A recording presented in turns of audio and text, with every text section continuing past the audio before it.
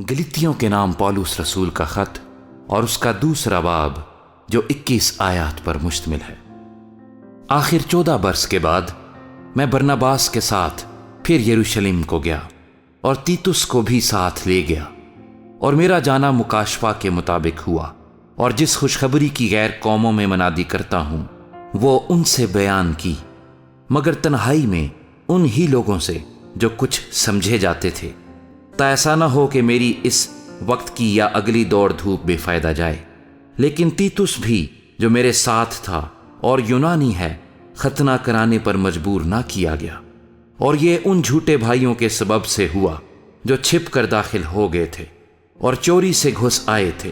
ताकि उस आज़ादी को जो हमें मसीह यीशु में हासिल है जासूसों के तौर पर दरियाफ्त करके हमें गुलामी में लाएं।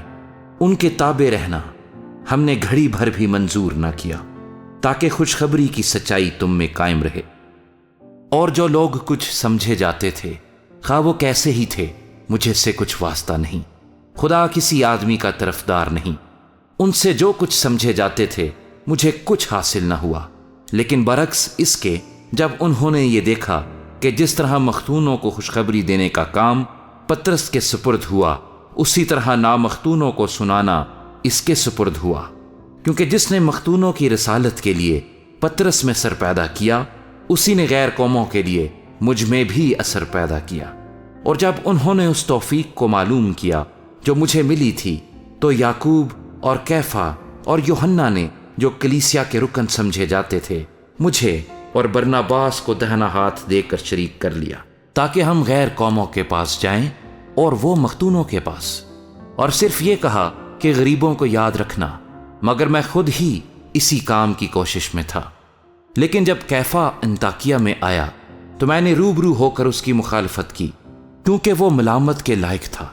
इसलिए कि याकूब की तरफ से चंद शख्सों के आने से पहले तो वो गैर कौम वालों के साथ खाया करता था, मगर जब वो आ गए तो मख्तूनों से डरकर बाज रहा और किनारा किया। और बाकी यहूदियों ने भी उसके साथ होकर रियाकारी की, यहां तक कि बरनबास भी उनके साथ रियाकारी में पड़ गया।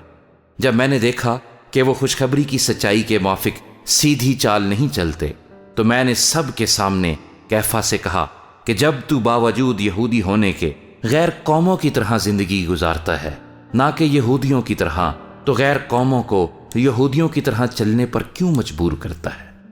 गो हम पैदाइश से यहूदी हैं और गुनहगार गैर कौमों में से नहीं, तो भी ये जान कर के आदमी शरीयत के एमाल से नहीं, बल्कि सिर्फ यीशु मसीह पर ईमान लाने से रास्तबाज ठहरता है, खुद भी मसीह यीशु पर ईमान लाए, ताकि हम मसीह पर ईमान लाने से रास्तबाज ठहरें, ना कि शरीयत के एमाल से,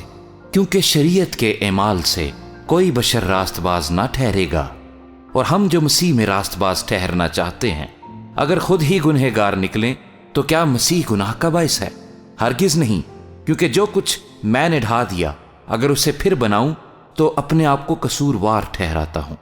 चुनाचे मैं शरीयत ही के वसीले से शरीयत के एतबार से मर गया, ताकि खुदा के एतबार से जिंदा हो जाऊं। मैं मसीह के साथ मसलूब हुआ हूं, और अब मैं जिंदा न रहा बल्कि मसीह मुझ में जिंदा है। और मैं जो अब जिस्म में जिंदगी गुजारता हूं तो खुदा के बेटे पर ईमान लाने से गुजारता हूं, जिसने मुझसे मोहब्बत रखी और अपने आप को मेरे लिए मौत के हवाले कर दिया।